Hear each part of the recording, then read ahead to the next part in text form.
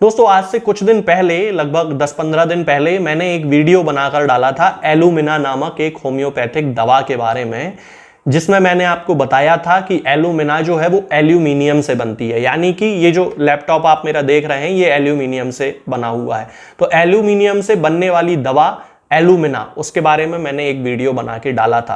उस वीडियो में मैंने आपको एक और दवा के बारे में बताया था जो कि एलुमैन के नाम से जानी जाती है, यानी कि फिटकरी से बनने वाली दवा।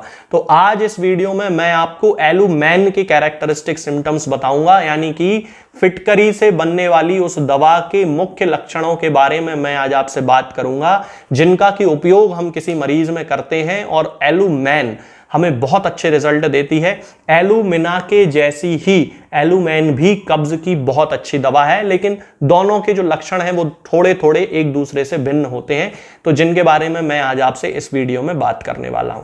तो चलिए दोस्तों शुरू करते हैं। और सबसे पहला जो इसका कैरेक्टरिस्टिक सिम्टम है एलुमैन का, वो ये है कि किसी भी व्यक्ति में यदि गुदा मार्ग में पैरालिसिस हो गया है, यानी कि उसके एनस में पक्षाघात हो गया है, उसके गुदा में पक्षाघात हो गया है, उस पे गुदा का जो कंट्रोल है वो खत्म होने लगा है, तो आप समझ जाइए कि इस व्यक्ति को एलुमैन देने की जरूरत है। एलुमिना नहीं, एलुमैन यानी कि फिटकरी से बनने वाली जो दवा है वो देने की जरूरत है। और ये जो दवा होती है इसमें मरीज के गुदा में इतना ज्यादा पक्षाघात हो जाता है, यानी कि उसकी जो क्रियाशीलता होती है गुदा की, संकुचन की और फैलने की जो उसकी क्षमता होती है वो पूरी तरह खत्म हो जाती है। तो उसका जो मल है, यानी कि उसकी जो लैट्रिन है, उसका जो स्टूल है, वो अंदर कोलोन में ही रह जाता है, यानी कि वो बाहर आता ही नहीं है। और एलुमैन इतनी ज्यादा कब्ज में उपयोग करने वाली ही एकमात्र औषधि है, एकमात्र दवा है। यानी कि जब पेशेंट को 2-3 दिन तक लैट्रिन लग ही नहीं रही है, फ्रेश होने जाने की इच्छा ही नहीं है, मल अंदर ही अंदर सूखता रहता है, कई बार तो हाथ से बाहर निकालना पड़ता है, इतनी ज्यादा उसकी कंडीशन खराब हो जाती है। मेगा कोलोन जैसी स्थिति उसकी डेवलप होने लगती है। एक बीमारी होती है मेगा कोलोन, जिसमें कि मरीज का जो मल होता है वो अंदर ही अंदर जमता चला जाता है, बाहर निकलता ही नहीं है। तो शुरुआती अवस्था में तो पेशेंट 2-3 दिन तक फ्रेश होने नहीं जाता, और जब ये रोग बढ़ता चला जाता है तो फिर उसकी जो लैट्रिन जाने के जो दिन होते हैं वो और ज्यादा लंबे खिंचते चले जाते हैं, पेशेंट 8-8 दिन तक फ्रेश होने नहीं जाता। तो इस तरह का कैरेक्टरिस्टिक सिम्टम एलुमैन में देखने को मिलेगा, एलुमिना में नहीं मिलेगा।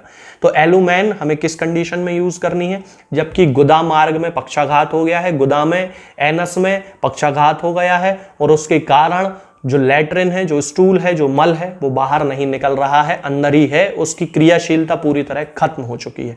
तो ये एलुमैन कब्ज के उस केस में बहुत अच्छा काम करेगी। अब जैसा कि पक्षाघात इसको गुदा मार्ग में देखने को मिल रहा है एलुमैन के पेशेंट में, वैसा ही पक्षाघात इसके यूरिनरी ब्लैडर में, यानी कि उसकी मूत्राशय में, उसकी मूत्र की थैली में भी देखने को मिलेगा। और इतना ज्यादा पक्षाघात होगा कि पेशेंट थोड़ी सी बाथरूम करेगा, थोड़ी सी यूरिन करेगा, और उसके बाद वापस ब्लैडर जो है वो वैसा का वैसा उसे महसूस होगा, उसे लगेगा ही नहीं कि उसने कुछ मूत्र त्याग किया है, मूत्र विसर्जन किया है, पेशाब उसने की है।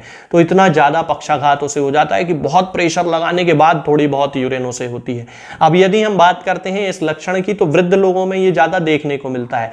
तो यदि आपको किसी बुजुर्ग व्यक्ति में ऐसी कब्ज की शिकायत देखने को मिलती है कि वो 2-3 दिन तक फ्रेश होने नहीं जा रहा है, और इसके साथ में उसकी जो यूरिन है, उसकी जो पेशाब की थैली है, उसमें भी पैरालिसिस है, उसमें भी पक्षाघात है, बड़ी मुश्किलों से उसको पेशाब उतरती है। इसके अलावा एलुमैन कैंसर की प्राथमिक अवस्था की भी बहुत अच्छी मेडिसिन है।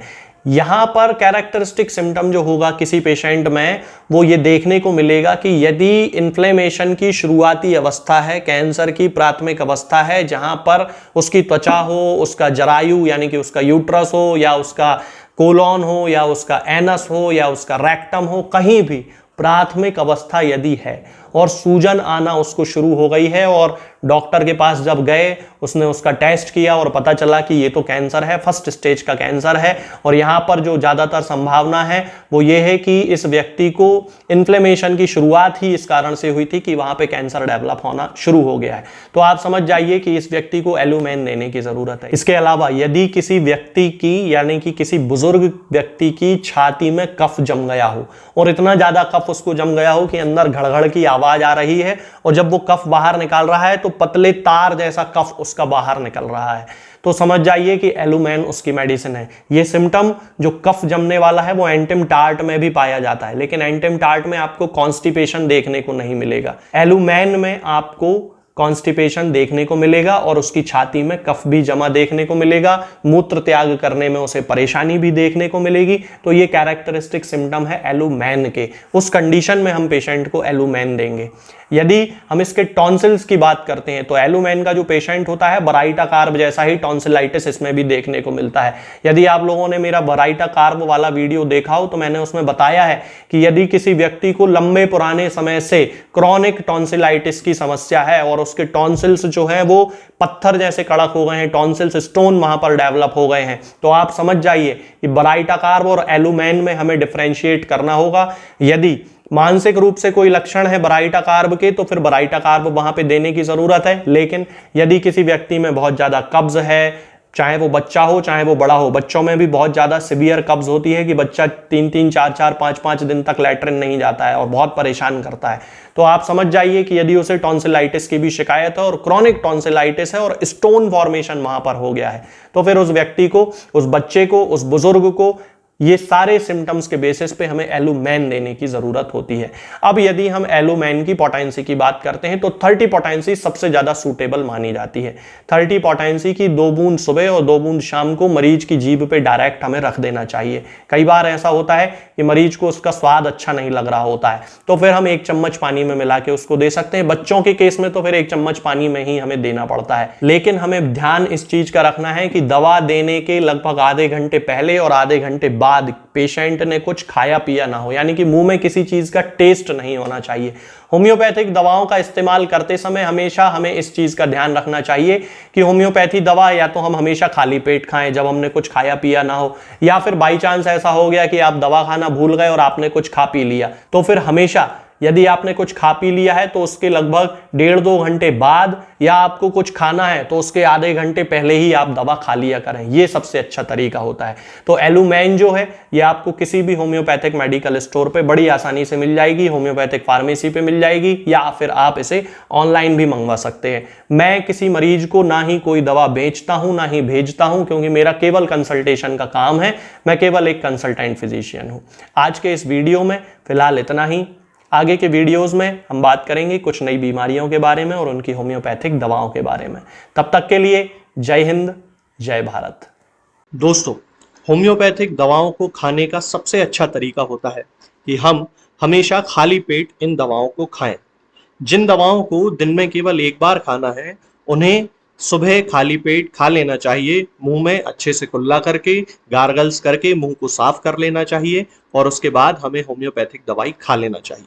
जिन दवाओं को दिन में 2 बार या 3 बार या 4 बार खाना होता है, उन दवाओं को खाली पेट खाने का मतलब होता है कि हम उन दवाओं को खाने के लगभग आधे घंटे पहले या फिर 2 से 2.5 घंटे बाद ही खाएं, और उस स्थिति में भी हमारे मुंह में किसी भी वस्तु का, किसी भी चीज का स्वाद नहीं होना चाहिए, ना ही हमारे मुंह में किसी भी चीज की गंध होना चाहिए, जिससे कि ये होम्योपैथिक दवाएं हमारे शरीर पर बहुत अच्छे तरीके से काम कर सकती हैं। तो हमें हमेशा ये ध्यान रखना है कि जब भी हम होम्योपैथिक दवा खाएं, हमेशा खाली पेट खाएं और हमारे मुंह में किसी भी चीज का स्वाद या किसी भी चीज की स्मेल ना हो। अब बहुत सारे लोग ये सोचते हैं कि हम कच्चा प्याज खा सकते हैं, या अदरक खा सकते हैं, या हींग खा सकते हैं, या इलायची खा सकते हैं, या नहीं। बिल्कुल आप इन चीजों का इस्तेमाल कर सकते हैं। होम्योपैथिक दवाओं को खाते समय आप इन सभी चीजों को बड़ी आसानी से खा सकते हैं। बस याद ये रखना है कि जब भी आप होम्योपैथिक दवा खाएं, इनमें से किसी भी वस्तु का, किसी भी चीज का स्वाद आपके मुंह में ना हो। यानी कि जब भी आप इन्हें खाएं तो इनके खाने से या तो आधे घंटे पहले होम्योपैथिक दवा खा लें, या फिर इन्हें खाने के 2-2.5 घंटे बाद, जब कि आपने मुंह में अच्छे से कुल्ला कर लिया हो, अच्छे से गार्गल्स कर लिए हो, तब इन होम्योपैथिक दवाओं को खाएं। तो आपको हमेशा होम्योपैथी के सबसे अच्छे रिजल्ट देखने को मिलेंगे। लोग गलती यही कर देते हैं कि वो प्याज खाना छोड़ देते हैं, कच्चा प्याज, लहसुन, अदरक, हींग सब खाना छोड़ देते हैं, लेकिन फिर भी उनको मुंह में सफाई ना होने के कारण होम्योपैथिक दवाओं का अच्छा रिजल्ट देखने को नहीं मिलता है। ये होम्योपैथिक दवाएं आपको किसी भी ऑनलाइन फार्मेसी पर या आपके घर के नजदीक किसी भी होम्योपैथिक मेडिकल स्टोर पर बड़ी ही आसानी से उपलब्ध हो